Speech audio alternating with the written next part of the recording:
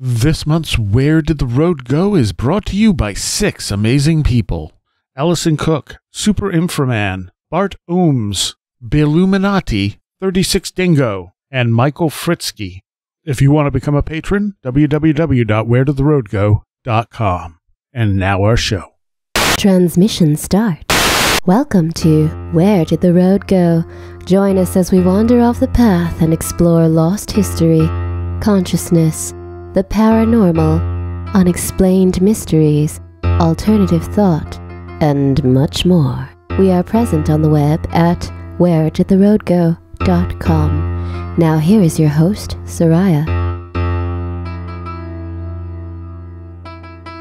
Welcome to this edition of Where Did the Road Go? And we have, on video, if you're watching on YouTube, Saxon. Hello. Wearing a Super Inframan shirt. It felt appropriate since I was here in person. Yes. I needed to wear a Super Inframan shirt. And Natalie. Hi. Who doesn't like being on video. I really don't. Didn't dress for the occasion. I'm not prepared. Well, it's rare we have, everyone in studio. I think the last time we did this, it was you and Chris. Everyone being all two of us. Right. But everyone on the edition of the show. So, I had a few things I wanted to wander the road on tonight. Saxon, I got to show you around the property finally. Yeah, it was really cool because, I've heard you talk about a lot of these places over the years and seen pictures of them, but it was really neat to see all this in person. It's, and nothing weird happened? I don't think so. All right. Okay. Maybe later. Well, what's funny, though, is I remember the last time you and I got together and we were out at the falls, and the pebbles kept hitting us from nowhere. That's right. Yeah. And I don't know if it was when we did the show with Jeremy or there was something that I came across recently that talked about a similar experience. And I wish I remembered what it was because I was like, oh, Seriah and I had that happen to us when we got together. Yeah, I totally forgot about the pebbles. Yeah, that was strange. It was strange. I've been there hundreds of times and never had that happen.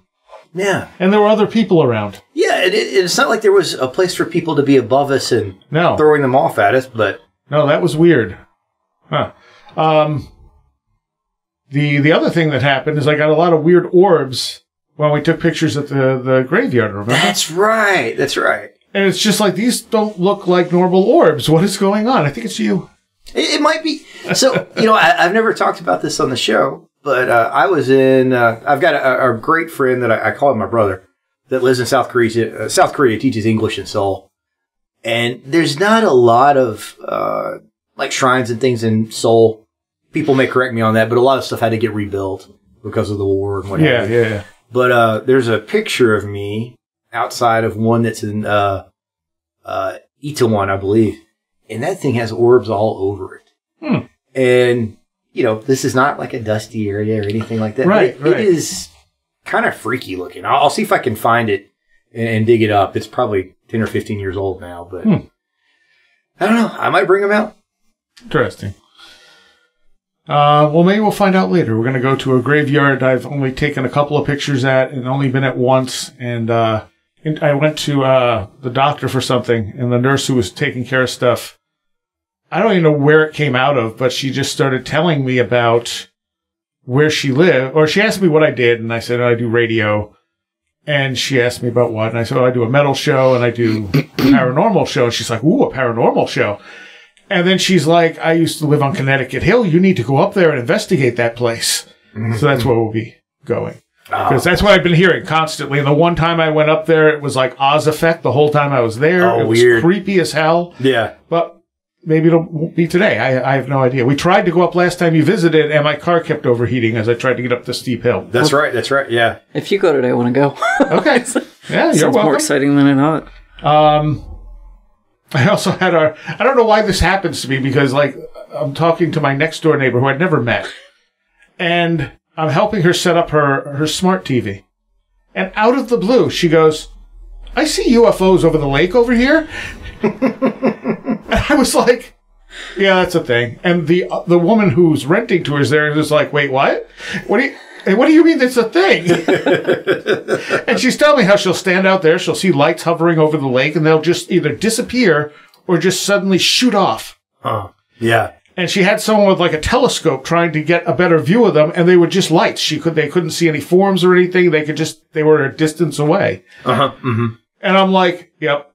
And so the woman who's renting the place is like Googling it. She's like, wow, there's all kinds of UFO sightings over Cayuga Lake. And I'm like, uh-huh. I'm from Minnesota, so the land of 10,000, technically 40,000-ish lakes. So I've seen a lot of lakes, and I've been around a lot of lakes, and then I lived on Lake Erie for a while, but that lake has vibes that are pretty unique. Oh, the Cayuga one? Yeah. Yeah. Pretty strong. Well, it has a fault line running under it, so that might be part of it. I didn't know that. So, I have a few things I want to talk. I wanted to get to some of these comments that people left, because some of these are... Okay, the first one's kind of interesting. The other ones, well, we'll get to them. Okay. The first one was from Chris D. And this was like a show from... he left this a little while ago. I marked it and then forgot about it. He said, I love the show. Can we, dare we, look to where the rubber hits the road? If the other is real, if there are disembodied intelligences, where is the point of connection? As experienced, the entities and events we probe are mental constructs. Our capacity to carry out this construction is mobilized by the encounter with them, either by the first or second hand. This is a challenge to our system. I believe these encounter events are the tip of a tough love cattle prod that facilitates an opening of sorts, a widening. Mm-hmm. What seems to be simply an area of investigation is in fact a spiritual path. Mm-hmm. I don't think that's wrong. I think that sounds, I think that that's pretty spot on, at least for, I think, where we find ourselves a lot on the show. I talked to you earlier, before we started recording. I was listening to Greg Bishop talk about DMT, the spirit molecule book. That was Rick Strassman. There, thank you. But, a lot of that got back into how, this seems to be a spiritual experience that we're encountering. And he even relayed the story about Bill Hicks talking about doing DMT. If you remember the comedian. Oh, yeah. And, and he was like, I was on a flying saucer and this person was next to me. And but Bill had a friend who was not physically next to him, but they had timed when they had taken their hallucinogenic. I don't remember if the psychedelic was actually DMT or if it was mushrooms or something else. But the friend had the exact same experience. Yes, yeah. And they were relating to each other the details. And like, oh, did you see the part when he's like, oh, yeah, the people are on the table here and, what have you. And that even gets into like when we talk about ayahuasca these days too. And, if you talk to the people the indigenous peoples that started using that originally, they're like, well, the plant told us how to do it. Yes, yeah.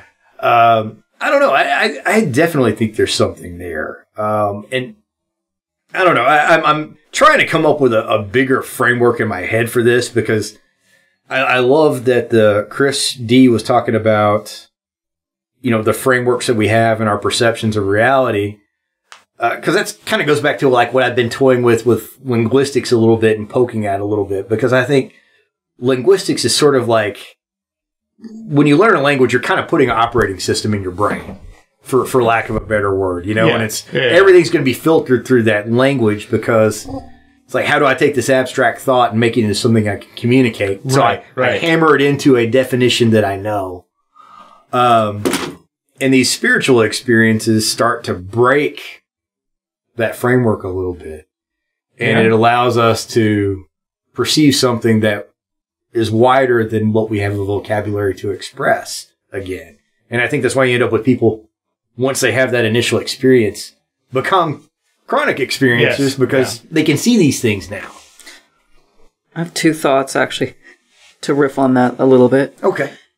The first is, it reminds me of shared dreams I've had, or supposedly shared dreams, and I think I've talked about a few of them on the show, like with Heather, but I've had others with other people, and it's not, provoked by exogenous chemicals. We didn't take anything, but it was identical an experience like that. Like, oh, did you see, remind me of that, like, did you see the thing in that, like, there'll be elements that are shared between the dreams that just seem improbable to me, unless we were having that shared experience in that sort of inner realm. It just didn't make any sense. And I was already thinking about that this morning.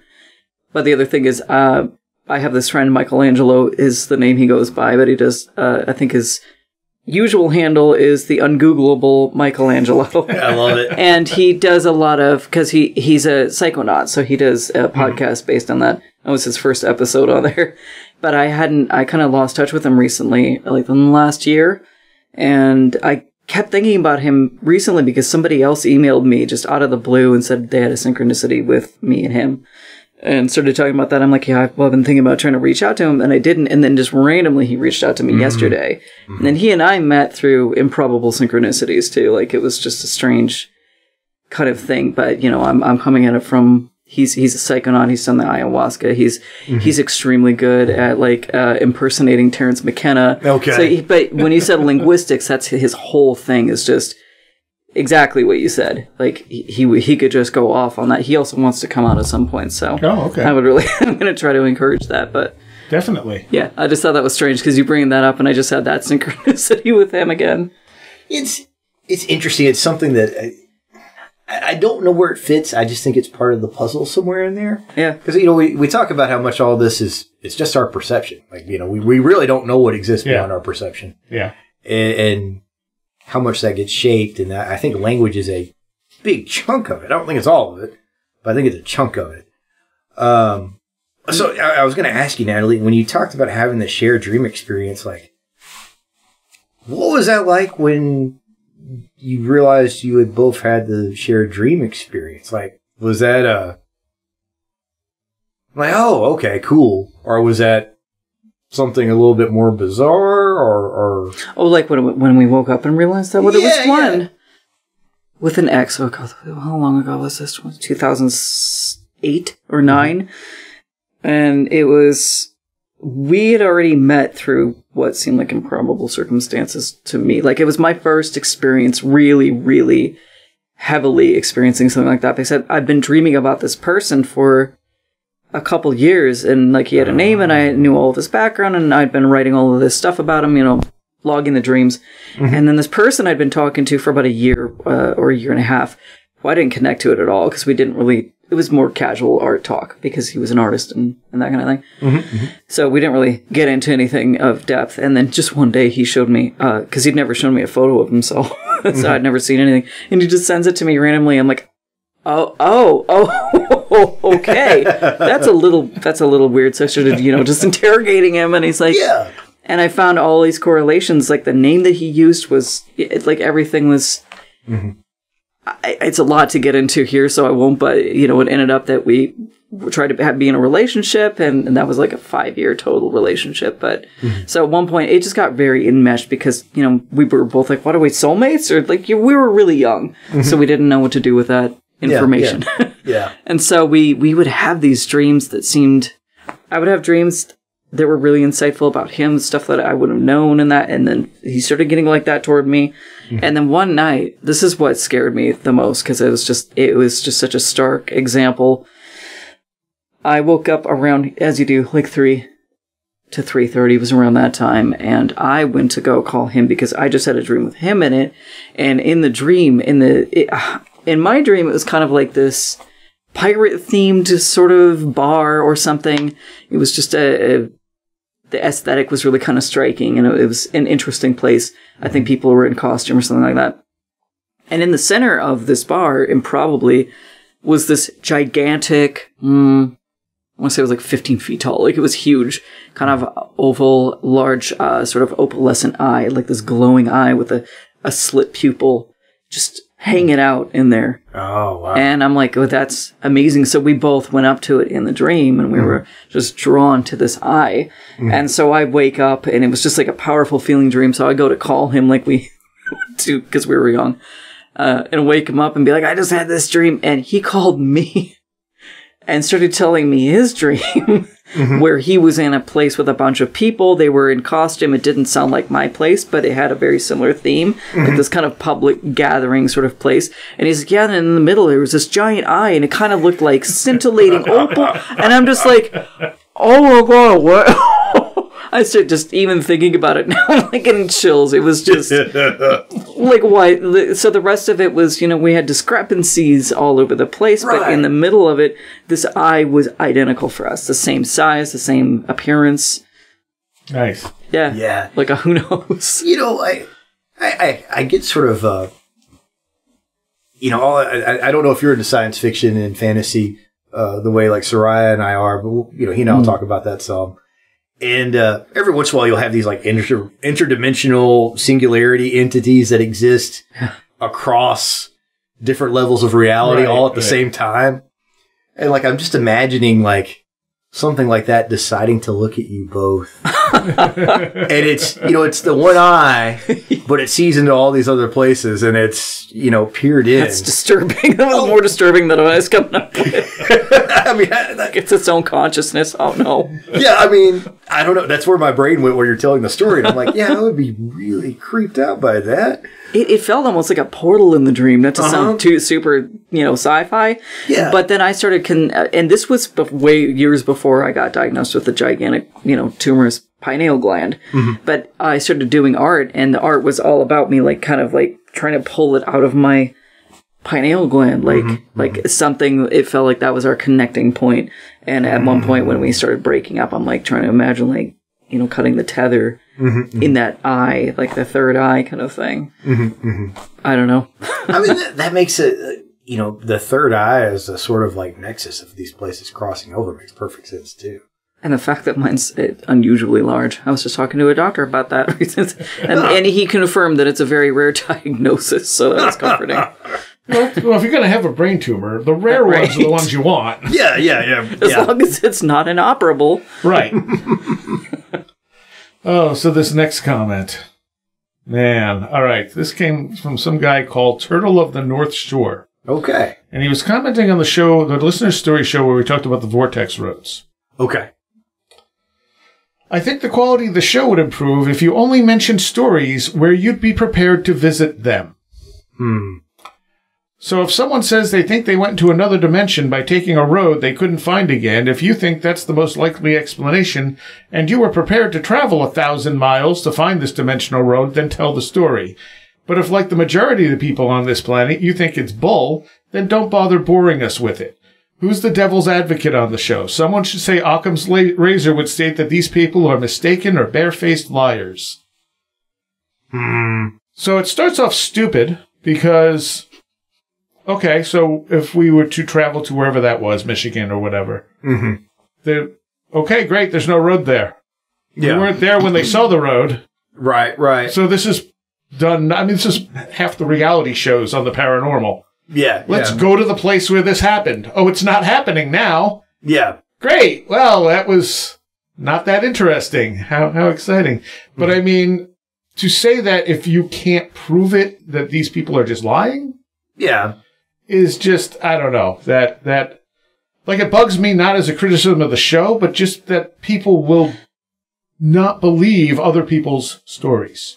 Yeah, because I assume those things are, all this is shared in good faith. Right. And then there's always obviously possibility people are just making stuff up and sending it in. Sure. But, the other end of this is so much of what we talk about, and I feel like is understood if you listen to the show, is that these are people's individual experiences that we're trying to understand. And, the way the phenomena works is not something that can really be measured empirically most of the time. Yeah, exactly. It is a very subjective thing. Or replicated. Or replicated. Yeah. And that's also the challenge because you can't really document it. Right. So right. I don't know if needing proof is going to work for somebody.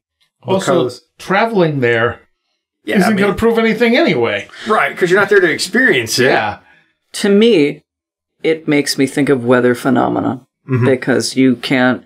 I mean, that's maybe a really bad example that's because a cool you can analogy, yeah. Because you can take video and record it, but imagine if you couldn't, if it's something you just can feel or experience without equipment being able to capture it, and then saying, well, there was a tornado and it was, I saw this, huge mesocyclone and there was amazing pink lightning, and somebody's like, well, you know what, we're not going to believe it unless you go there and travel there and see it yourself. Well, it's not going to be happening. It goes back to the whole meteorite thing, too. Yeah, that. Where scientists were saying in the 1800s, rocks don't fall from the sky. Yeah. These stupid farmers are seeing magnetic rocks in the ground get struck by lightning, and they think they fall from the skies because they're stupid farmers. Turns out the stupid farmers were the smart ones, and the scientists were the dumb ones. Right. But you don't see that every day. That's the thing. A farmer is more likely to see it than someone living in the city or whatever else because they're outside more. They're, they're in a position where they're more likely to see a falling star. Now imagine if we get equipment that can actually see into people's dreams and begin to document people having dreams together and things like that. And we don't have that right now, but that doesn't mean we won't. But so also to assume the simplest explanation is that these people are mistaken or lying is, I don't think that's the simplest explanation because there's too much of it. Right. It's a consideration, but it's not something to conclude. Right. Exactly. I'm sure some people are making this stuff up or they're just misinterpreting something. And it's happened to me where I've been like, okay, I'm pretty sure this is not actually weird, but I'm having a hard time explaining it. And then eventually I figure it out and go, okay, there we go. Yeah. Were you about to say something, Natalie? I didn't want to interrupt you. No, that was it. Okay. It's also like, I think we all make room for it to be, well, I misremembered. Yeah. I don't think any of us are saying that that's not an option. But it goes back to that. At the least, this has happened enough that we can say these are conditions of humanity that show up in different ways. Right. But what is that? Because there seems to be extra trappings to it that aren't just, oh, there used to be a road there every time I drove down this way, and now there's not. Or in that case, there was a road once, but never again. Yeah. And then it's like, oh, maybe I just misremember, Yeah. But, we talk a lot on the show, too, about, like the invisible, oh my gosh, what's the book with the bear and the Invisible Gorilla. The Invisible Gorilla, yes, I'm sorry. I was thinking of bear, but it was the gorilla. Whether, dribbling the basketball and everything like that. Perception is not 100% accurate to what's going on. It's based on survival. It's based on survival, and our brain filters out like 90% of what's happening around you. Yeah. So, even if we're saying this is not a physical phenomenon, this is not a abstract reality altering itself phenomenon, there's still all these levels of what these things might be, but it's recurring. Yeah. And seems to occur across different populations and times and people. Yep. So, let's give it consideration, whatever that is. Yeah, whatever it might ultimately be, even if it's just a form of some kind of hallucination, it's a consistent one that everyone seems to have. So that's still interesting. Yeah, absolutely.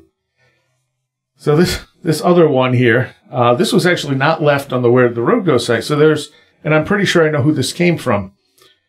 So there's a guy who's been listening to The Last Exit for decades. Like, he was in Cornell in like the 90s, and he moved to like Maryland. And so on both the Where Did the Road Go site and The Last Exit site, if you go to the site, there's a pop-up. And you can message me directly through that pop-up.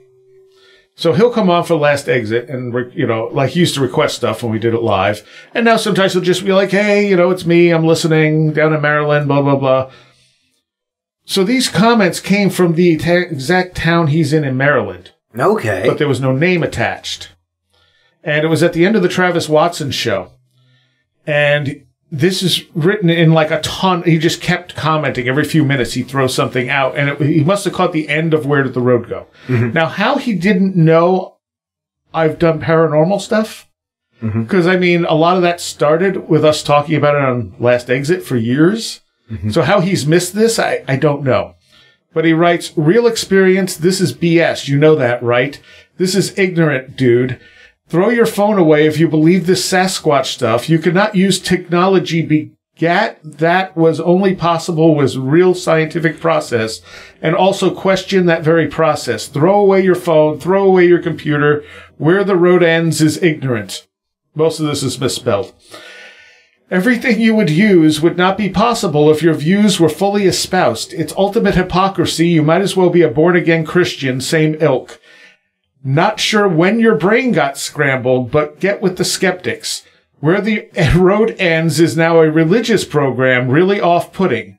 Metal, this is my favorite line, metal expects you to be more credulous than that.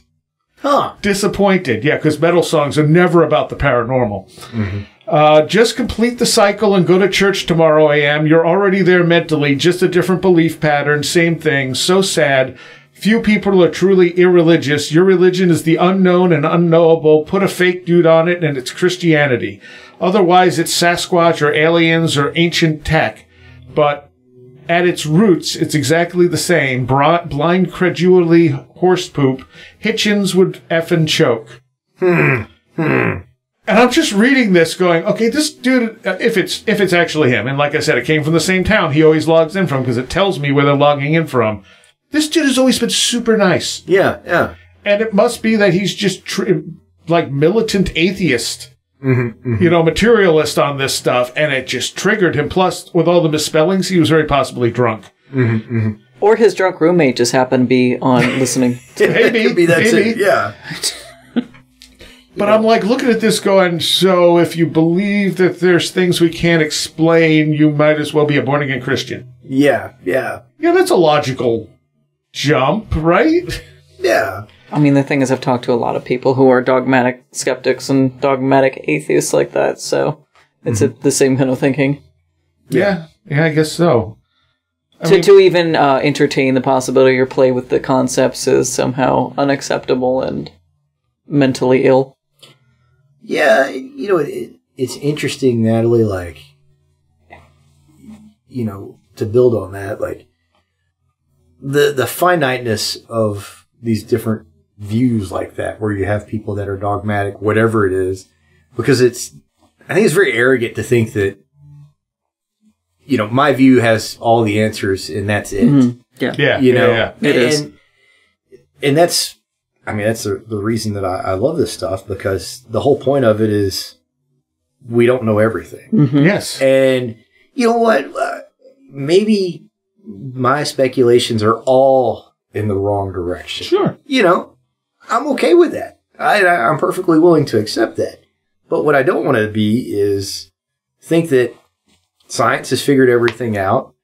That and I don't want anybody to think that I'm like a denier of science. I love science. Yeah, me too. But that doesn't mean there's not new things to discover. I just realized something. So I have a scientific background, like that's what I was going to university for. And mine was mainly anthropology and paleontology and that kind of thing. Yeah. But I just realized it is because there was still so much left to discover of those things. Yeah. Anthropology, you know, archaeology, paleontology, we don't have it pinned down. We think we have an answer, but we have to be open to discovering new things about an animal. Right. That we, you know, dug up. And that's what's exciting about it to me, is there's no certainty there, and it's just constantly building on itself. So you get an idea, you love that idea, you're just all for it, but then it gets just proven, and that's exciting, and a lot of people get really upset. Yeah. There are paleontologists out there that are just like, or, you know, people that are paleontological enthusiasts get very upset by that. Like, no, we can't. Like, when we started realizing that a lot of dinosaurs had feathers, a lot of people just really push back against that. Like, that's insane. You're crazy for thinking that. And yeah. Well, didn't we get the upright Tyrannosaurus Rex because they broke the bones to push it into what they thought it looked like? they did a lot of things to a lot of skeletal reconstructions that, looking back on it now, are just like, wow, that was creative. Yeah. Well, you know, you're absolutely right. And that's, you know, and the anthropology things, is you and I have that in common. Because I did everything in my anthropology major except finish my thesis. And The hard part. yeah, really exactly. Yeah. And you know, it's science is always like, this is our best assessment of the information now. No. Yeah. And the information gets bigger, and we change our assessment. And, you know, I think for people like the three of us and the people that are on the show and in this community, it's like, well, let's make sure we're looking at all of the information that we know is out there and be open to the information. It's like the known unknowns and the unknown unknowns. Right, right. Yeah, there's like also stuff. We don't know what we don't know that's out there. Yeah, exactly. So it's like, you know, let's be open to everything. You got to be prepared to acknowledge your biases and revise things. Yes. Revisions are always necessary. Well, you know, if you take the fish in the fishbowl, you know, the fish in the fishbowl might be able to figure out that there's something outside the house. But is he going to be able to figure out that there's space and other planets and galaxies? And those are just unknowable things to a fish in the fishbowl. Right. Does the fish even know it's in water? Yeah, exactly. Other than there's just not water when he goes outside the tank. Yeah, exactly.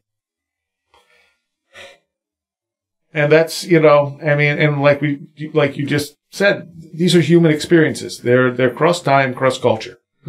So something's happening. You can't just ignore that and be like, science. Yeah. Well, and you know, hey, I was thinking about this on the ride over here too.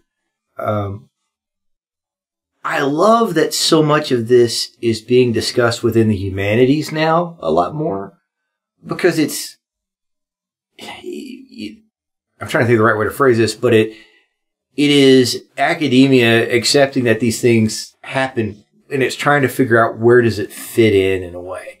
And so I think that, you know, with like Dr. Kripal and other folks pulling these into the humanities is really important, because it brings in like, this is a human experience. Yeah. You know, and then let's start navigating it from there, because some of this other stuff we may never know, and it may not be important to what we're actually supposed to be understanding from this too. And I don't know, maybe he had his view of, you know, flesh and blood Bigfoot people, and that was his only impression of Bigfoot, and he's like, oh, this is BS. Obviously, we would have found a Bigfoot if it was a flesh and blood creature. Right. But then if you try to make the argument, well, maybe it's not. Maybe it's something more spectral, you know, and then you're really going to lose them. I also like understand, because I have a long past, at least in my youth, of having a lot of issue with ephemeral qualia and that kind of thing. Like, I don't like, you know, that there wasn't anything concrete to measure or look at or build upon or touch or, you know, that kind of thing with dreams. I do my best to document them, but that's as good as it gets. And that sometimes gets me pretty upset. Like, I really want to be able to measure this stuff, to document it in a more tangible and obvious way, but there's just no way to, it's going to wiggle out of that no matter what. Yeah. Especially not being repeatable. Yeah. You can't replicate most of it. I mean, and that's why I'm doing a lot of the documentation, is like, can this be replicated, at least with me and other people I know? Yeah. Am I going to find a pattern? Is there, you know, I don't know. Well, and real quick, I know you got more stuff to go to, Seriah, but there's no rush. You know, in my family, you know, there were superstitions and things like that. I felt like, you know, my parents kind of skipped a generation because they came along late for their parents. A lot of my aunts and uncles had children before my parents were born. They just kind of give you an idea of like what I mean by skipped a generation. And so, you know, there was room for things that, you know, I couldn't learn in science class, or I couldn't learn, you know, in literature or whatever else within school.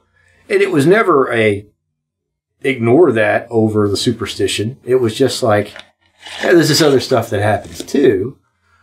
And you could also argue that indoctrinated me too. And you know, and I can see both perspectives there. But I had weird stuff happen to me when I was a kid. Yeah. You know, where we saw the freaking shadow person in the house, or the giant snake. Yeah, or the giant snake. Or I haven't talked about this on the show because it hasn't fit in. But one night, and this did not happen to me, but this is, you know, a family thing. My mom's wedding ring got pulled off her hand in bed and like flew across the room. And this was a house that we moved out of because weird stuff like that kept happening. And that's where the Shadow Man was too. But I think that was probably the one that was like, you know, for mom was like, okay, I can't stay in this place. So, you know, but I grew up with that, you know, and we moved out of that house by the time I was 6, but we had all had, other than my dad, who somehow never had any experiences, weird stuff happened to us there. So we were predisposed for it. Right. And that's interesting. Mm-hmm. That some people are predisposed to these experiences and others are not. Yeah. And I have siblings that had experiences. It was just my dad that did not. Yeah. Well, it's also interesting that some of it seems to be run in families. Like some people's, some people's DNA are just more open to experiencing this, but other times it's the location. Mm-hmm. Mm-hmm. Like it's not a singular thing. So if you have a sensitive person in the right spot, yeah, then weird stuff really amps up. Mm-hmm. Mm-hmm. What was the other thing I wanted to talk about? Okay, well, one of the things I wanted to talk about were the 2 semi-dream states I had recently. Uh-huh. I've told Natalie this one. I told Tim Renner, too, and creeped both of them out. So the first one, I was just having a normal dream. It wasn't anything exciting. I don't even remember what it was. And I woke up, or at least I thought I woke up.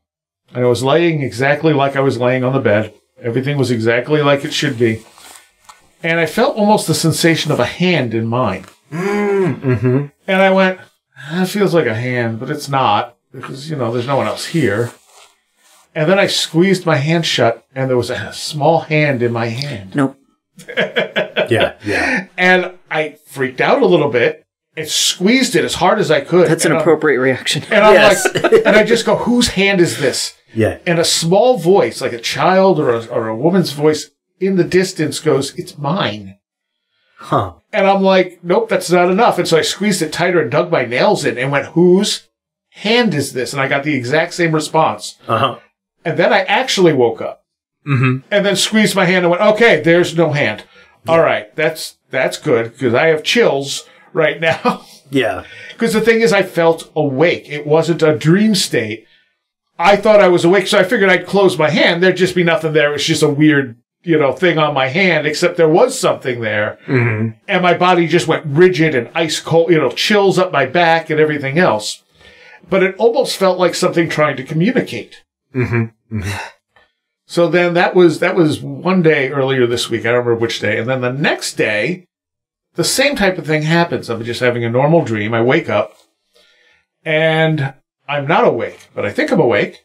I get up. I get dressed. I come into the kitchen.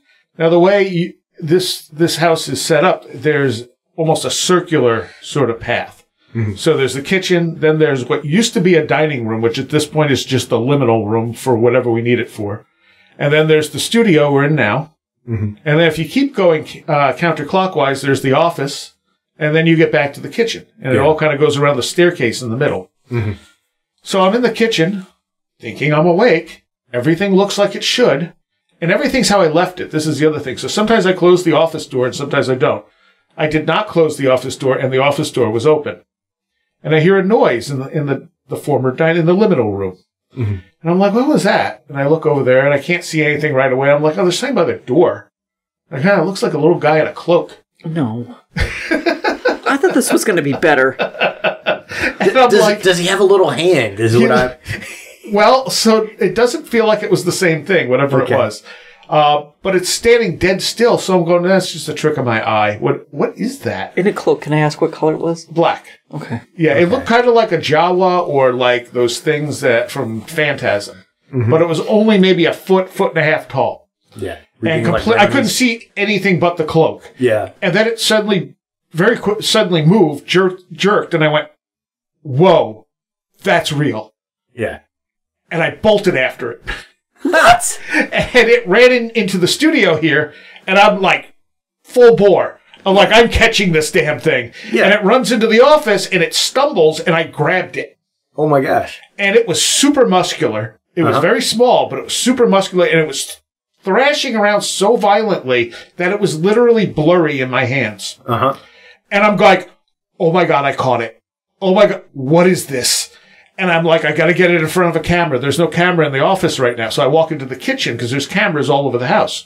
I walk into the kitchen. I'm like, okay, now it's on the kitchen camera. It's on the I got to get it on the library camera. And I'm thinking, and I knew if I let go at all with either hand, it would go. Yeah. Because it was really strong. And it was just thrashing wildly. And it wasn't hurting me. Mm-hmm.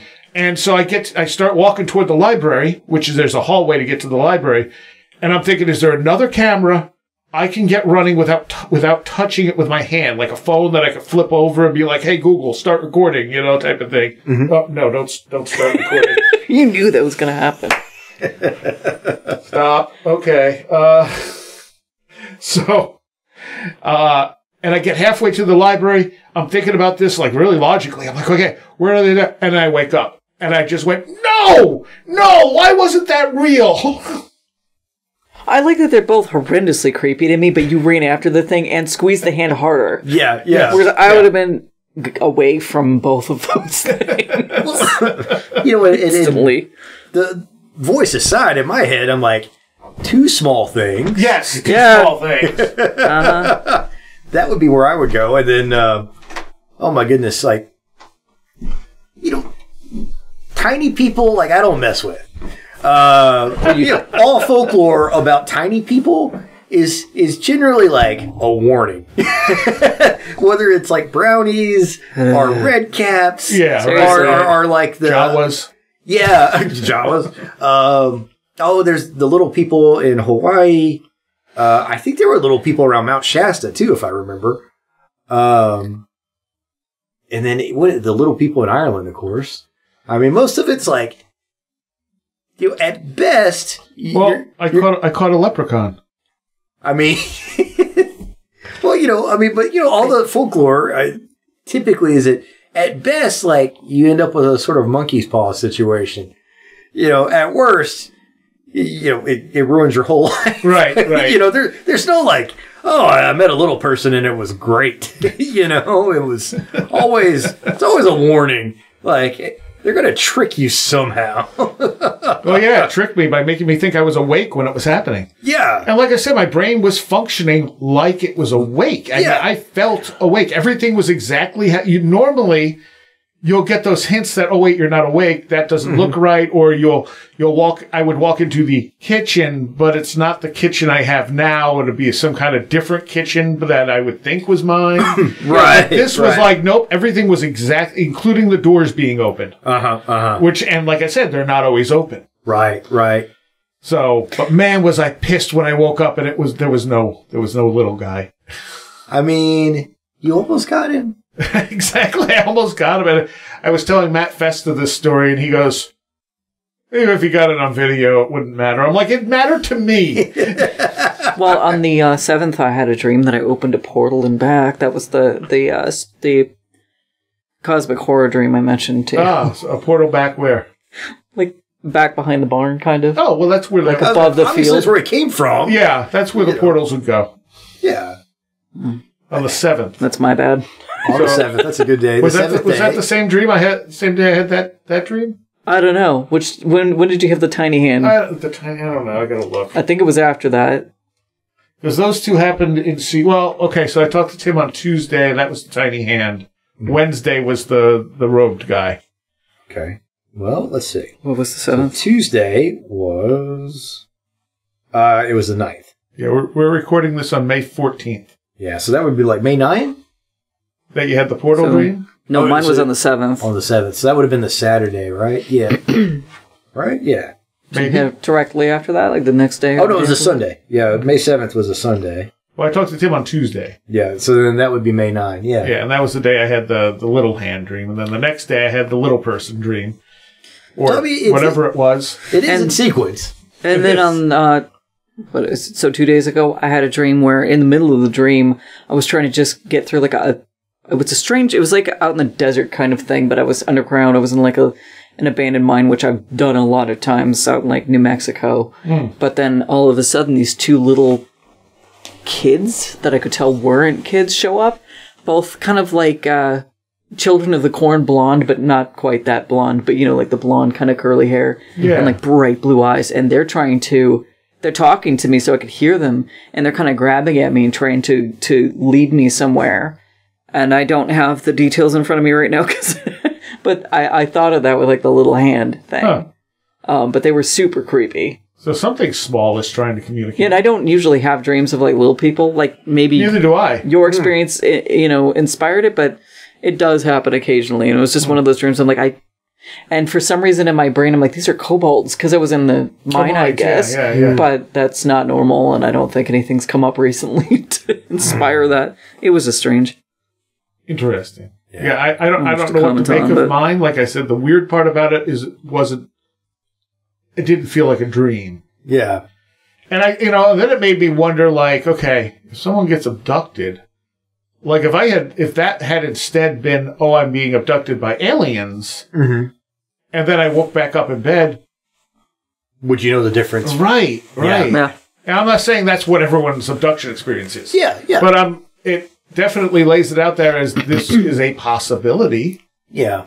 Because I'm pretty sure I did not come into the kitchen. I didn't check the cameras, but I'm pretty sure there would have been more sign of it had I been up.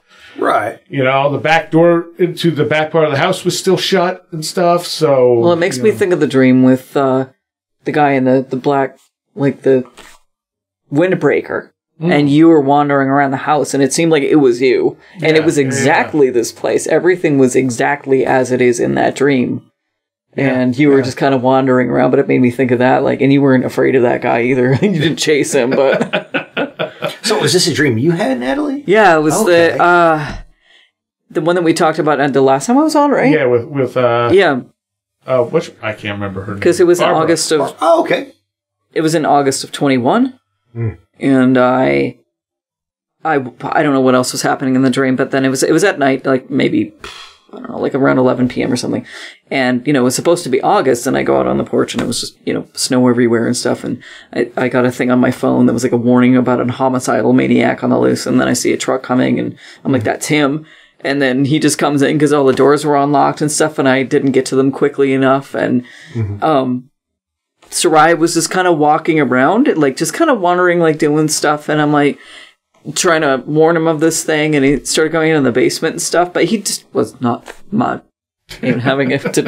Didn't really mind the situation. And I was certain we're all going to die. I'll just observe. And then nothing actually really happened until the next day. But that whole thing was so uncanny. Was it the same time that I had the dream of the scooter guy? Yes. Yeah. So that same night with I had a dream ghosts. that there was this guy. I was driving to Ithaca, and there was this guy in a scooter, dressed all in black, riding this scooter. But there's something to do with ghosts too. I don't remember the whole thing. And he was down by this particular spot that for some reason I have lots of dreams about on 89, also around the spot where I saw the UFO.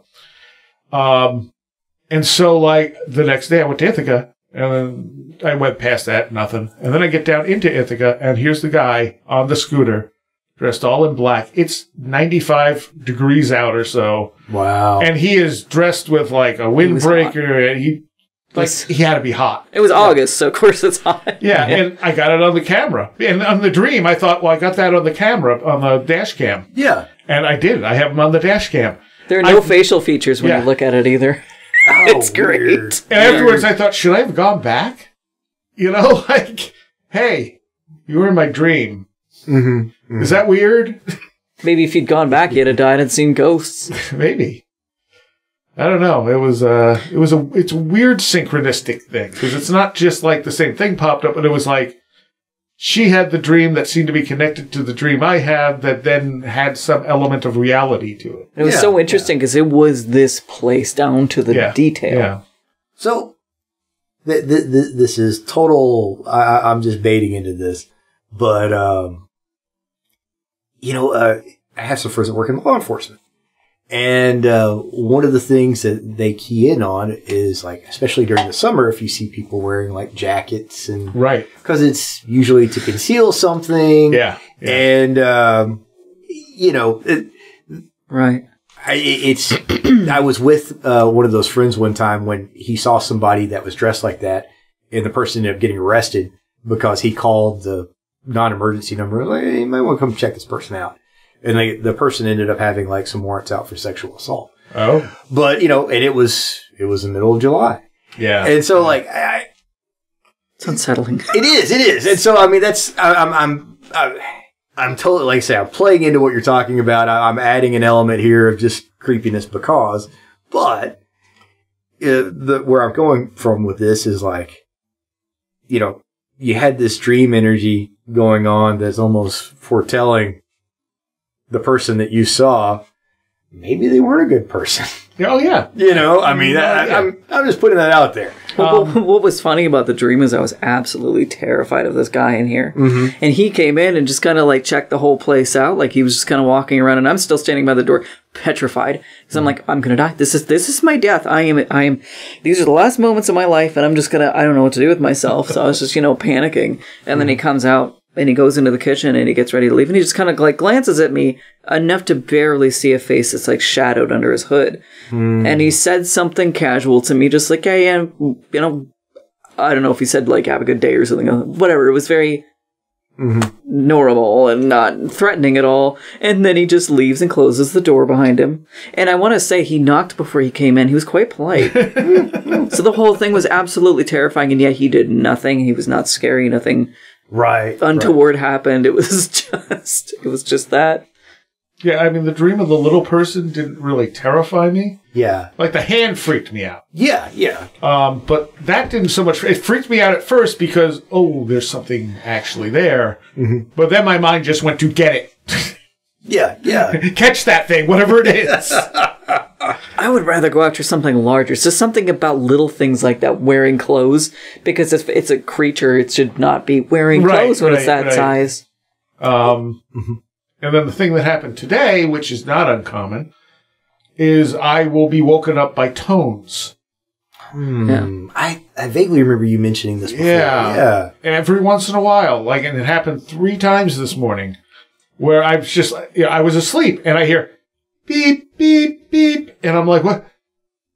And nothing makes that noise. Mm-hmm. Like, I have nothing around that would make that beeping noise. Yeah. And then I start to go back to sleep, and I hear it again, and I'm like, stop, I'm trying to sleep. I don't know if it's something in my head doing it or if there's an audible... Like Tim Renner had this issue where he would hear stuff like that, and he left a tape recorder a long time ago.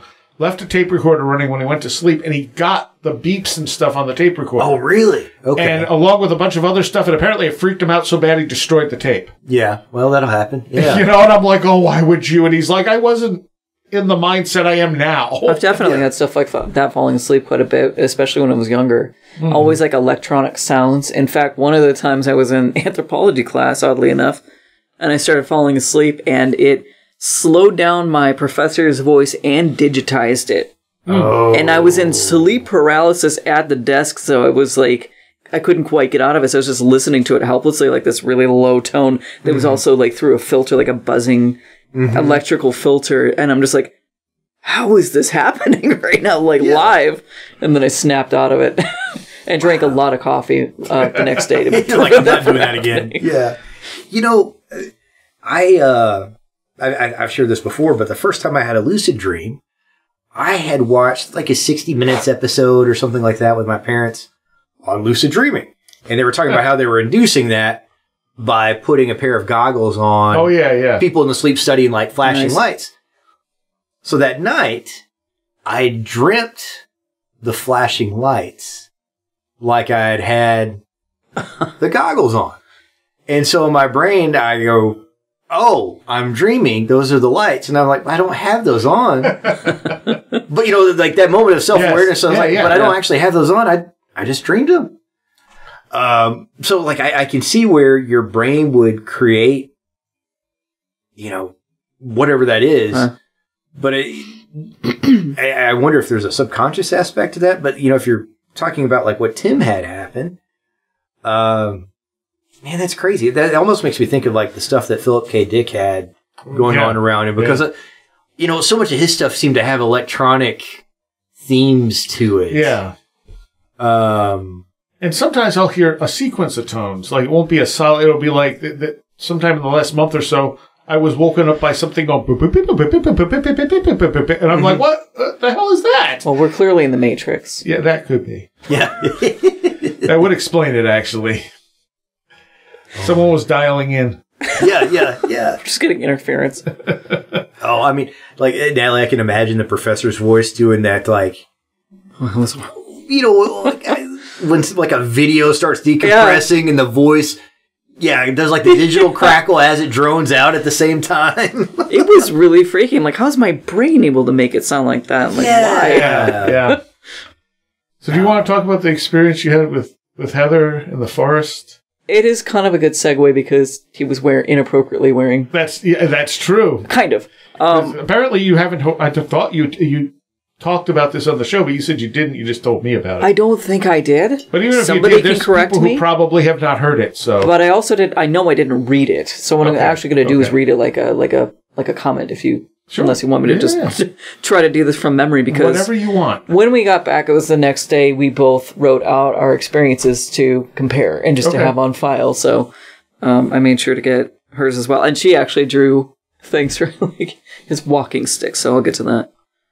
All right, let me pull it up. So I'll start with her account. I don't know if I should give away. Should I talk about the location? You can.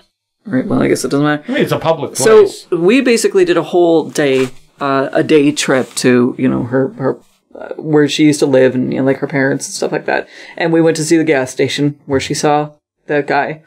So it was just a whole trip. But we were just like, let's go to I'd never seen the Allegheny. How do we say it? Yeah. Forest. So we went there. And decided to do a little hike. And the first place we went to was closed, so we got rerouted to another place for a sunset hike, like just a little thing. So she said she was on a bridge. We were both standing on the bridge.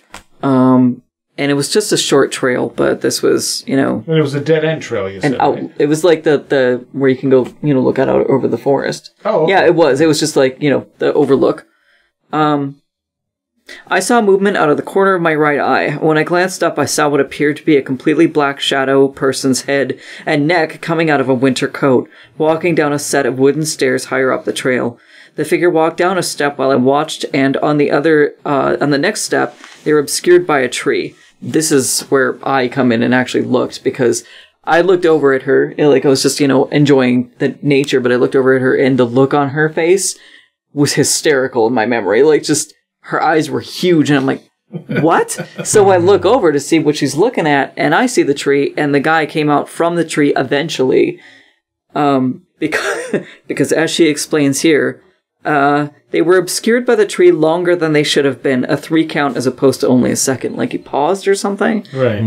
When they appeared on the other side of the tree, the black head was gone, and instead it appeared to just be some guy. I watched him walk around the path and toward us, even though I didn't want to watch him. And I noticed that too, because she's not one to stare. We're both kind of, we don't like to do the eye contact thing or bother people and just, whatever. But I'm somebody who likes to, on a trail, make eye contact with somebody, especially a guy, and there's nobody else around. It's just us. So I kind of want to get a read of this person. And I didn't. I couldn't bring myself to look at this guy. I couldn't turn around. Interesting. Yeah, so I saw him from the side while he was, because we saw the periphery as he was coming down, and then he was going to start coming toward us because it wrapped around and the trail went behind us. So that's where he was coming from. So I saw him coming down the steps, so I saw him from the side, but she saw him directly and watched him the whole time, pretty much. And it was just very strange, because normally I would turn around and say, hey, or, acknowledge him so that he knows we know he's there and get a read of him, make sure he's not creepy, that kind of thing. That's just my thing, and I couldn't do it. I could not turn around and look. I watched him walk around the path and toward us, even though I didn't want to watch him. This is Heather's camp. Yes. Yeah. I tried to avert my eyes, but they kept snapping back to look at the man against my will. This also reminds me of the guy I saw in Cloudcroft back in 2000...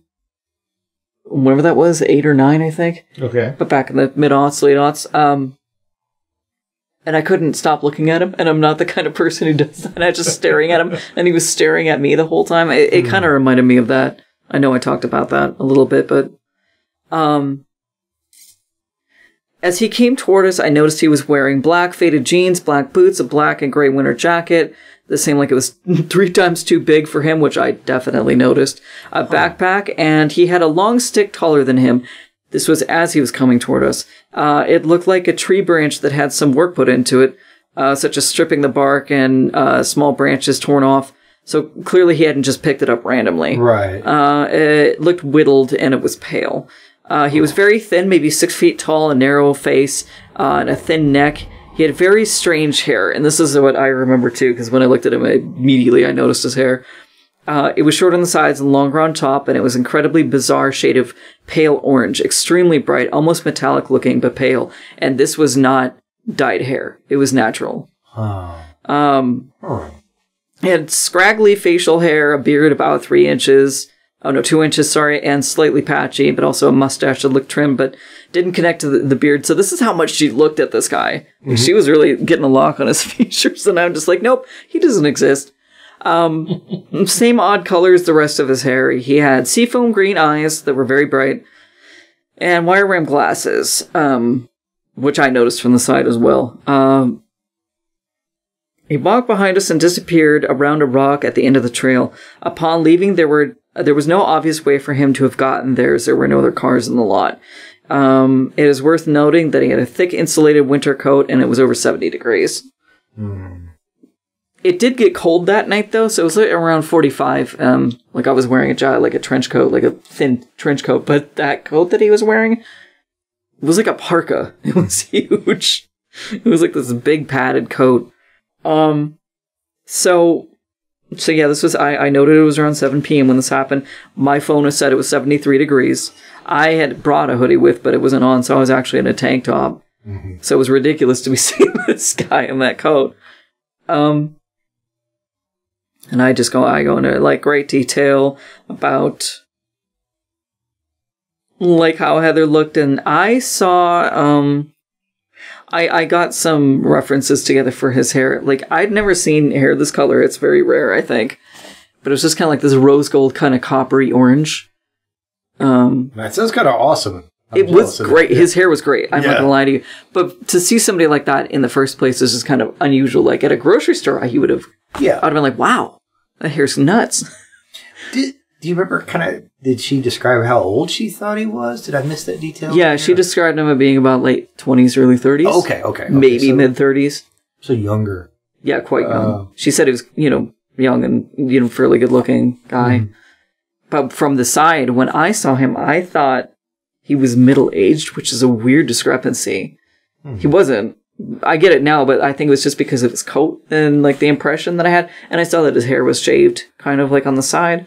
And it was kind of, like, over to one side, so I only saw the shaved side, but he had quite a bit of hair, I guess. On the other side, yeah. Yeah. But I'm just like, I hope he's a real person and that he gets to hear this. Like, I hope he listens to weird podcasts and is like, oh, no, that was mean. Yeah, I don't know. Sometimes I do the smokehead thing. I don't know. Because he was obviously a real person, and he walked behind us, and I still couldn't bring myself to look.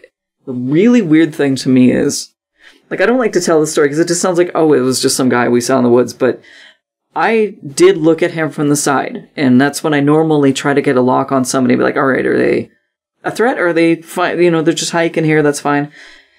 I saw the backpack, and I saw him walking, and he was moving his arms, and all that stuff. I'm like, he doesn't have anything in his hands, so he doesn't look like he's going to do anything. He's not like carrying a gun or anything. And then as he walked behind us, I heard the walking stick, because it was the thunk, thunk, thunk. Mm-hmm. Where did the walking stick come from?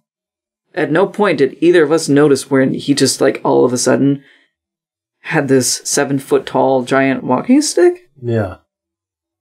And I still can't. That freaked me out the most afterward. Like, where did he get it? She drew it. There were, like, these branches that kind of coiled up like horns on the end of it. She said it looked like he put work into it. So when you were telling the story, when you pointed out that it was taller than him, that really stood out to me. Yeah, she said it was very large, like at least 7 feet. Like, it was well above him. Even like those tall walking staffs people like to use these days, they're still only like, 5.5 feet tall or something like that. Uh-huh. Maybe. Not, something that's taller than your head is significant. Yeah. So I have this thing that I don't know. I'm trying to think of the right way to phrase this. Odin the Wanderer aspect of things. even though this is a younger person. I still think that whatever that is around and shows up different places as a wandering traveler or something like that, and you can encounter that off the beaten path now and then. But the tall staff is what I was thinking of there. Of course, this person's got both their eyes and they're a little younger and what have you. But I don't know. That's just a weird observation. I didn't give our impressions. Like, we obsessively talked about it after we left. Yeah. Because we were both freaked out at that point. When I snapped out of it and realized I didn't look at him, I was upset with myself because that's totally out of character for me. Yeah. And, but when he walked behind us, I kept getting this feeling like if you know somebody's going to give you jumper cables, you know, they're a prankster kind of person. Yeah. I didn't know this guy at all, and I didn't look at him, but I got this just strong feeling like he was that kind of character. Mischievous. Yeah, and it was really irritating. I'm like, it's just get behind. Can you please go where you're going? Just please. I was getting really irritated with his presence and just like, but I don't want to turn and acknowledge him. And she watched him up until he got really close to us and was about to pass us, and he looked up at her. And as soon as he made eye contact, that's when she was like, nope. And when did he disappear? He went around. So it was, the path went behind us and then turned sharply to keep going down and down and down. So he just walked out of sight. And there was nothing down there. It's a dead end. So wherever he went, he just went to go hang out down there, or we didn't know. Or you didn't go down there after him. No, we're not like you. All right, let's take a quick break. Quick mid-show break here. And for a recommendation and contact info and such.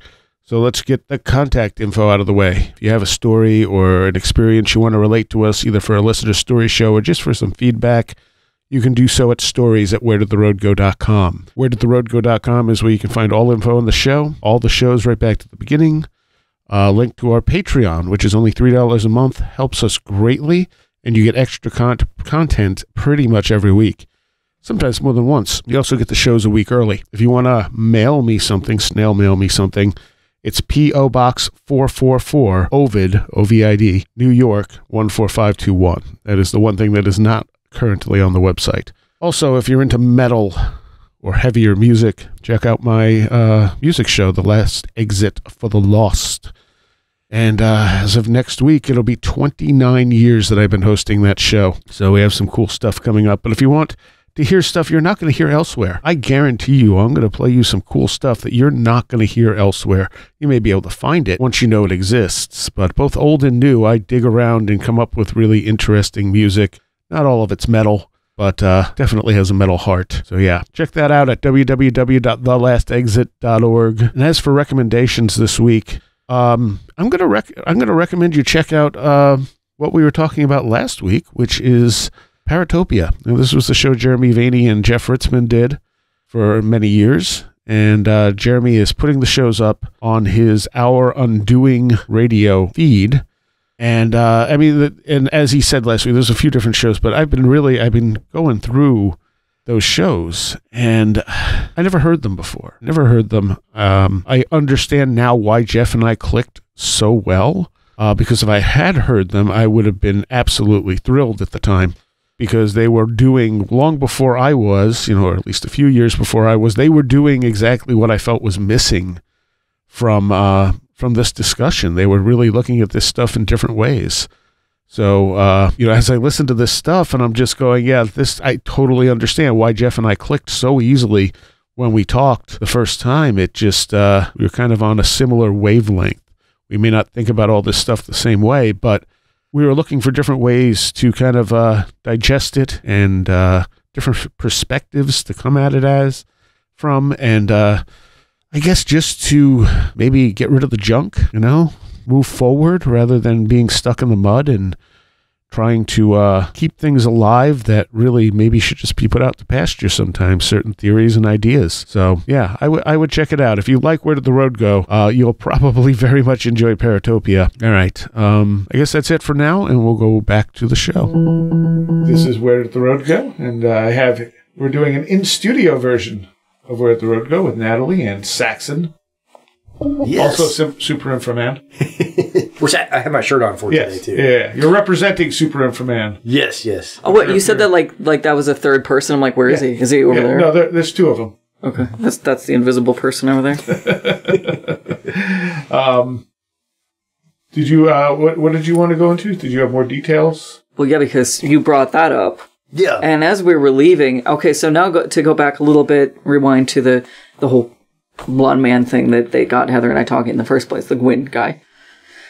Because, I don't know the answers to any of this, but it's fun to play with the ideas. And we were talking about how there's two of them, apparently, because one showed up in the theater to her and was grinning at her and seemed like a total trickster type. And then the other guy came back and was like, that wasn't me in the theater. And we're like, well, that's interesting. Because I told her about my experience. I'm like, yeah, the first guy showed up and then he introduced me to the second guy who often likes to look like him sometimes. And you can't tell them apart. And it's like this whole dual, like they work together thing. And along my journey, somebody's like, oh, it sounds like Odin and Loki. So by the time, I was like, well, they're supposed to be aliens. Like, they're in my dream. They're like aliens or whatever. So I just totally wrote that off. And then when I did ask his name, he said Gwen. So I was like, all right, I don't know enough about folklore. I've certainly learned a lot on this journey, but prior to that, I really didn't know anything. And so as we're driving away, or as she's driving away, she just blurts out, so the name that was given for that second entity that seems like the trickster type, for me, in my experiences, was Keth. Okay. Which has a whole other story that I won't get into. And she just blurts out, he was like Loki's idea of Keth. And I'm like, what does that even mean? It's just like, I don't know why I said that. I don't know. And so that's when we started really freaking out. She had to like pull over and we're just sitting there like, what is happening right now? What is that? And like, and the whole rest of the night was totally uneventful. Nothing else happened. And we didn't expect that to experience in the woods at all. It was just a totally normal day outside of that. So we were both like kind of panicking. And then we pulled into the gas station and I'm like, well, I gotta show you this. And I showed her the Twin Peaks Return tulpas. Spoiler alert. The tulpas do that kind of smoke, like the black fire smoke head thing. And she didn't know about that. She refuses to watch Twin Peaks. So I'm like, well, you got to see this. I'm like, is it, what you saw kind of like this? She's like, yeah, but it was more head shaped. Like, it was actually, the head was there. Like, there was a, head shape. But it was like that smoky black look to it before he went behind the tree. Wow. But I thought that was an interesting time because so much of this has reminded me of Twin Peaks. When I first watched Twin Peaks, I'm like, what?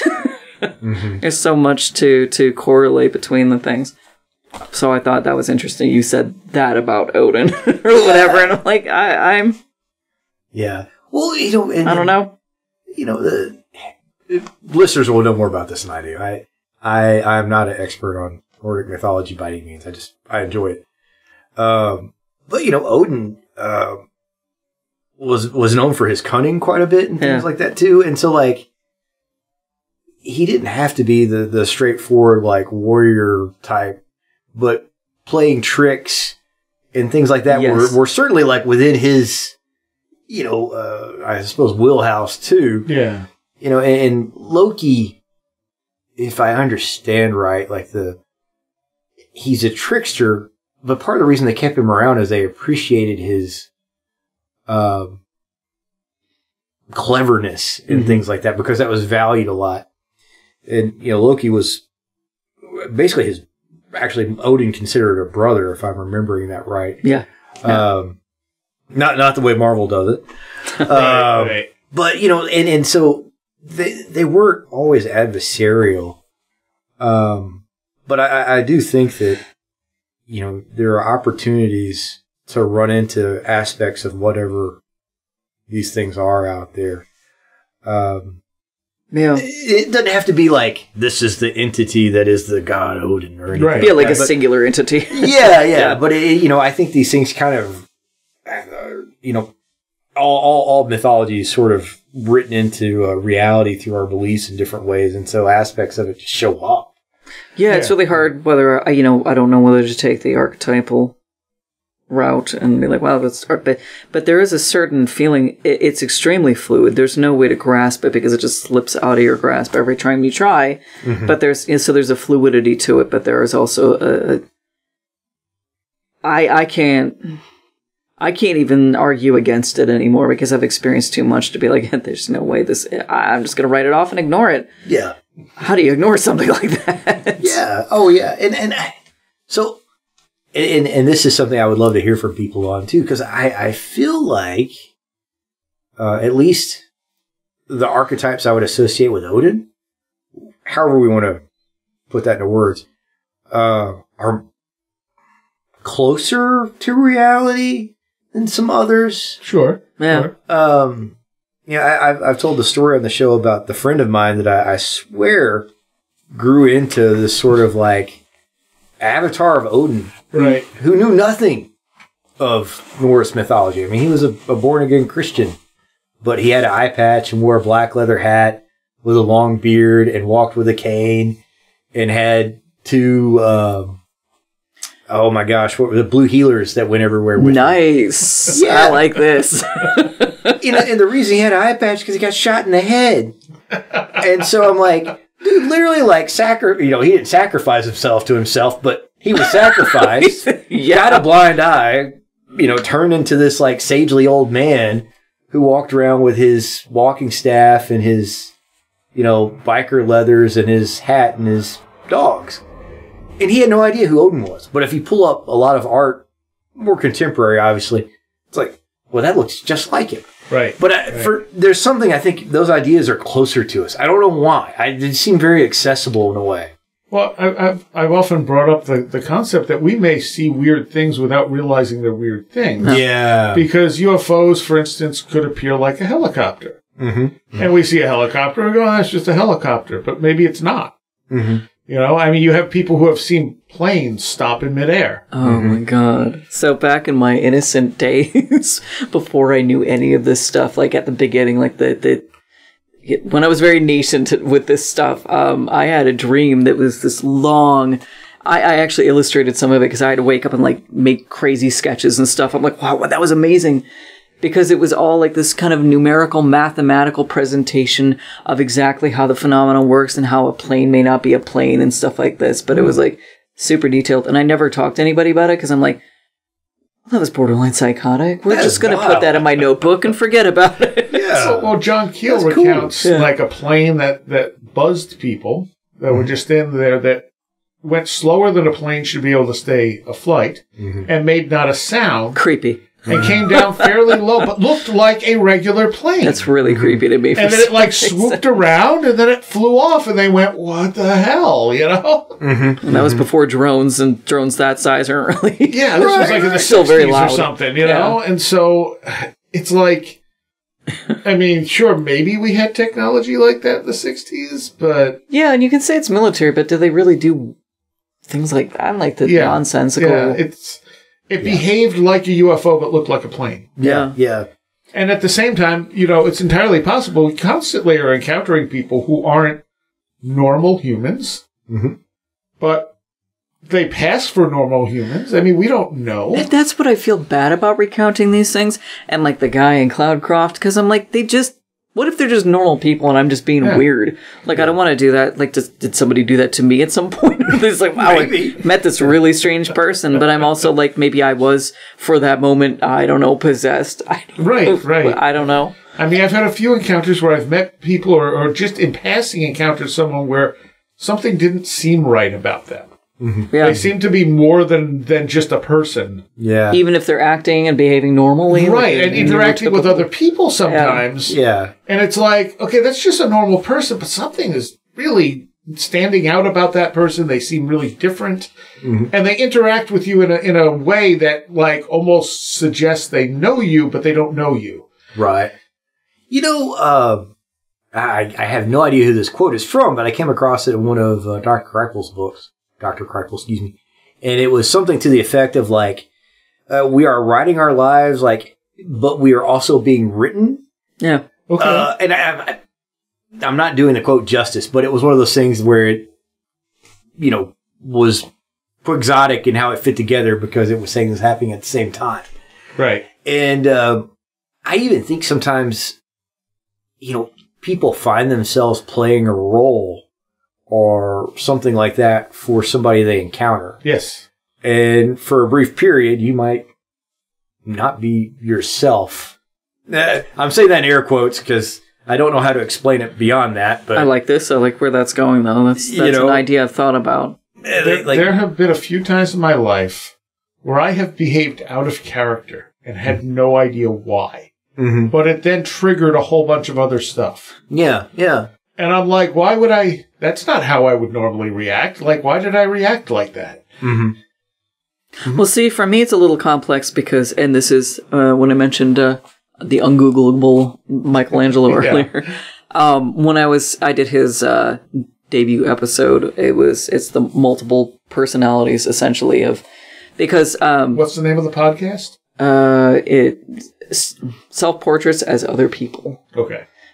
So it would seem like a good first episode because I don't have dissociative identity disorder, just to put that out there, but I've done a lot of playing around with, because I've been through a lot of trauma, and because of my neurotype being as it is, I have to be, act normal throughout my life. From a very young age, I started to make these multiple personalities to wear as masks, but they became autonomous within dreams, for example, and I can talk to them from like meditative perspectives or that kind of thing. So for me, I have had moments but it has to be under extreme duress, or I have to trigger it somehow.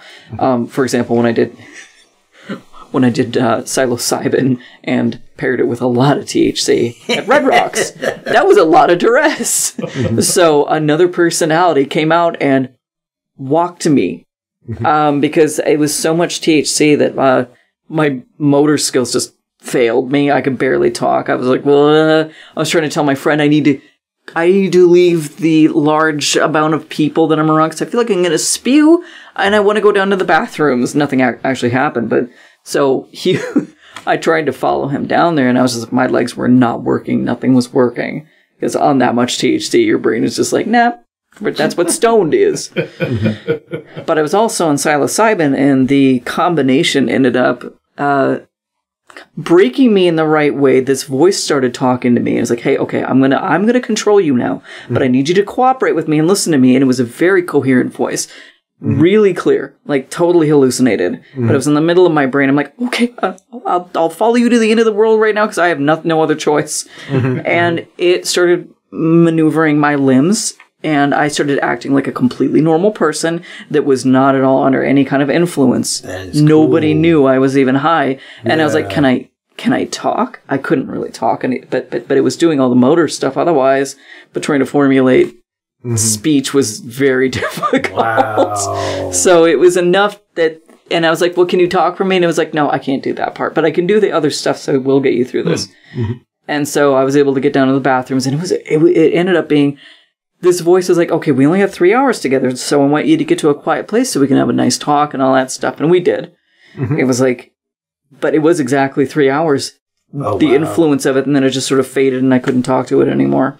But fascinating. Yeah, it was, I want to replicate that experience, but that was a good example of not acting under my own power at all. Yeah, it had to walk for it. It was like sleepwalking, and I had to completely surrender to this thing that was walking. Well, I mean, I think we all have different personality, but I mean, not just that, but higher and lower levels of consciousness that, like Kundalini, for instance, feels like an other, even though it may not be. It's probably part of each of us. Yeah. When you interact with it, it doesn't feel like when you have poltergeist phenomena, even if you know you're creating it, it's dissociated enough. Yeah, it's not you doing it. You have no control over it. So you're the unwitting puppet master. Yeah. I wish we had control over it because that would be great. Yes. Maybe someday. I mean, that's what I hope to find with stuff like multiple personality stuff. If you start to really deep dive, like how is our brain doing that? Yeah. Because there's a lot more to it than we have any idea. What were you going to say? Oh no, I mean when I did my ketamine therapy. Oh right, you know, interesting. Yeah, oh, it was great. My first session, I was sitting on a park bench with myself talking. And so you had a full-on visual hallucination. Oh, yeah. Nice. It was... Not everybody seems to get that, though. No, I found that out, but I just assumed from doing so much other meditation and everything else, it was just easier for me to go there. Nice. But, yeah, I'm sitting on a park bench with me next to me in the same clothes I have on. Oh, I love that. And I could ask myself questions. You were Saxon. Yeah. That was super infrared. That was super infrared. Yes, exactly. And it was funny because it was just like very matter-of-fact, direct answers. I feel so weird about saying that you're over there. No. But it didn't really tell me anything unless I asked it things. It was just... So kind of like a lucid dream? Because that's my experience with them. They generally don't talk until you address them directly. Yes. Yeah. Okay. And it was very like specific and direct and, just the right amount of information, not too much, not too little. Yeah. It was just, I was like, well, what about this? And it was like, that was because X, Y, and Z. And you wanted this. Cool. I really like that. And I talked about this in the show. When I started having like my first sort of like lucid dreams, kind of out of body-ish things and going places that weren't real but felt real and all that. I had met this giant red wolf out in the desert, and he was the size of like a train car giant. I like that symmetry. Oh, he was awesome. He had antlers that grew back, and he was red. Oh, yeah. I want to draw this. Oh, I mean, it like... I've thought about this thing every day since I was 16. That's incredible. But, it told me some stuff. I don't remember what it was. I wish I'd written it down. But it was very, like... Felt like it had a different morality that it applied to it than me. And so anyway, when I was in the first session of the ketamine therapy, I was like, so what was this? And it told me two things. The first one was like, well, you're its child, which I think was more of a metaphorical sense. But the second one, it goes, but it's also how you wanted to view your ego when you were that age, or your super ego. Right. Or you're, basically saying like, this is how you related to this and you thought it was cool when you were 16. That's profound insight. Yeah. I mean, it was very like... succinct. You think it's cool now, too. So. Oh, I do think it's cool now, too. But it was like, basically like, this is how you talk to your, your super ego or your subconscious or whatever. I'm sorry. It said higher self is what it said. This is how you wanted to view your higher self. And I was just kind of like, oh, yeah, that makes sense. Because that would be totally something when I was 16 I would have thought was just freaking rad. Right. And wish for. So that's what my brain came up with. I honestly connect to that. My youthful self would have been very similar. Needing something like that. Yeah. Now I'm sure I would just be like, hey, Joe. Or something. Just somebody that looked like me. Yeah. So I got one more thing before we're out of time here. And this was just a short bit that I totally forgot about while I'm working on the autobiography. What might be the first time I wrote down about anything about a sleep paralysis incident. Mm-hmm. I think it's the first one I've come across. This was like 94, end of 93. No, maybe end of 94. And so I wake up and I'm in sleep paralysis. Mm-hmm. And I hear something moving in the room. I can't open my eyes. I can't see anything. And I start trying to remember if someone stayed over. Like, no, there's no one here. What is shuffling around the room? Like, it's just like making a rustling noise. I'm like, where's it coming from? It's coming from the notebook I have next to my bed that I record dreams on. As soon as I get to that, like, focus in on it, this woman's voice goes, "Take my pearls." And I wake up. Yeah. And I'm like, the hell did that mean? I wrote it down, luckily. Yeah. And so a day or so later, we go to Ithaca, and for Christmas, my mom was paying for part of a VCR for me because I was doing more and more video editing at that point and needed a second VCR. And so I had some of the money, and she's like, I'll pay for the rest for Christmas. And we get down there, and she's going to put it on her Sears card. So she puts it on her Sears card, and the guy goes, "Oh, you get a free gift," and gave her pearls. And I was just like, that's actually significant because the video stuff became a major part of my life. Yeah. And at the time, it was just like, that was odd. Yeah, yeah. Take my pearls. That was awesome. The other one that broke me for a few minutes is I had a friend down on Long Island. Let's say her name was Jane Doe, because I'm not going to use her real name, but it was not a regular, like, super common name. Yeah. Someone from Cornell, while I was doing the zine, writes me, and it's two people who have the combination of those two people was her name. Oh. So it was like Jane and Doe. Mm-hmm, mm-hmm. And I'm reading through it. It's like, got a letter from Jane and Doe from Cornell and missed the and went, wait, what? Mm-hmm. She was never at Cornell. And I'm like going back and I'm like, what? What and? Wait, somebody wrote me from Cornell who had the same name, but it was two people. Like, what are the chances of that? Mm-hmm, mm-hmm. Just one of those weird little, like, name game things. Yeah, because it was like a first name that sounded like a last name, right? Or something Yes, like that. yeah, they both can be first or last names. Yeah. Oh, no, the first name was a normal first name. And then the last name could also be a first name. Mm-hmm. And I was just like, what? But it broke me because I didn't read the and. Right, right. You know, I'm just skimming over it. And I'm like, oh, you know, gotta wait, what? Mm-hmm. And I went back and read it again. And then I'm like, that's an entirely different thing. How does that even happen? Yeah, yeah. Oh, my gosh. All right. Well, we're out of time. So, people can find Saxon. Oh, incidentally, I made Saxon listen to Saxon. Yeah, they weren't bad for being named after me. They ought to be okay. And he can be found where? I mostly hang out on Instagram these days. So okay. If you look up Super Inframan, that should be me. My little description has Saxon Williams on there. So all right. Natalie, any way people can contact you?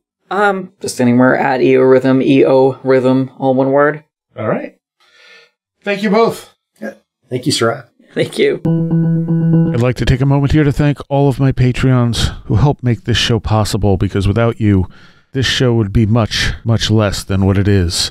And I want to give a special shout out to all of those pledging $10 or more. Illuminati, Greg Ross, Chuck Shutters, Leanne Cherry, Matt in Delaware, Allison Cook, Super Inframan, Bart Ooms, 36 Dingo, Matthew Sproul, Andrew Nichols, Christine, a blue second-gen MR2 drifting around a Japanese mountain, Patricia Giaquinta, Alex Whitcomb, American Rambler, Andrew Maines, Ann Witowski, Barbara Fisher, Beverly Williamson, Big Boy Limina, Charles Davis, Charles in Florida, land of the crazy and communicable, Chris, CJ, Craig Cicernos, Craig Parmenter, Diane B., MTK, Eric Todd, History and Coffee, J. Otto Bullitt, James Lattimore, James Lindsay, Jim and Sophie, John Bracken, Carla Mahoney, Kevin Shrek, Cool Kitty, Kristen L., Laser Printer Jam, Lauren McLean, Linda, Linz Jackson K., Jack Huntington, Luke Osborne, MJ Armstrong, Mark Brady, Mr. Weird, Oli Andre Olar, Patricia W., Paul Jeffries, Philosopher of Mirrors, Ray Benedetto, Riker and Stark, Ron Dupre, Russ Rouse, Sam Sharon, Seed Person 1, Stacy Sherwood, Tactical Therapist, Taylor Bell, Thunderboy, Tyler Glimstead, Varosh K, Vincent Trewell, Walker, Will Gebhard, Will Powell, Ren Collier, Annabelle Smith, Caroline Walker, TDT Skunkworks, and Greg Sagastumi. Thank you all so much for your support. All right, I hope the sound on that one didn't bother anyone, since we were doing it live in a room with open mics. It sounded a little bit different, obviously. When I put the YouTube version of this up, it should have video if everything came out as well. So, upcoming, we have some a Patreon segment for this that was recorded when I went down to see Tim Renner, and it involves Chad and Tim, a little bit of Allison, Chris, and Octavian and I, just having a conversation about weird stuff. So that will be the Patreon segment for this, because right after we recorded this, we went and checked out the Connecticut Hill Graveyard, which turned out to be a very creepy graveyard, and that video will be up in some form very soon. I just have to get time to edit it. But yeah, that's someplace we're going to go back to and check out more, because there's definitely a weird vibe in that place. And it was a weird vibe the first time I went, and it was just as weird this time. But at least this time I was with other people. The first time I went, it was at dusk, and I was completely by myself. And it wasn't really ominous, but it just didn't seem like the safest place to be at that point. This time, of course, having two other people with me, it didn't give that sort of any kind of negative vibe whatsoever. It was a very nice place, but it was very weird. Very, very weird. So, we're going to check that out some more in the future. Like I said, there's going to be a video about that, and I also have some other video stuff that is either going to go up on the main YouTube or just up for patrons. I haven't decided yet. But if you want to become a patron, it's only $3, and it gets you extra content all month long, and it really, really helps out the show. So if you like what we're doing here, that's the way to help. If you can't do that, spread the word. Tell people about the show. You know, I think we're trying to dig as deep as we can into this stuff, and yeah, see where it leads us. I also want to welcome a few new patrons, M. Anon and Michael Dayhill, as well as a special thanks to Jack Huntington for upping his pledge. And again, wheredidtheroadgo.com is where you can find the Patreon link, as well as everything else Where Did the Road Go related. All right, with that, I will see you next time. You have been listening to Where Did the Road Go? This show is made possible in part from our Patreons, and we thank you and everyone listening for helping us continue this exploration of the strange. You can always find everything Where Did the Road Go related at www.wheredidtheroadgo.com. And thank you so much for your support.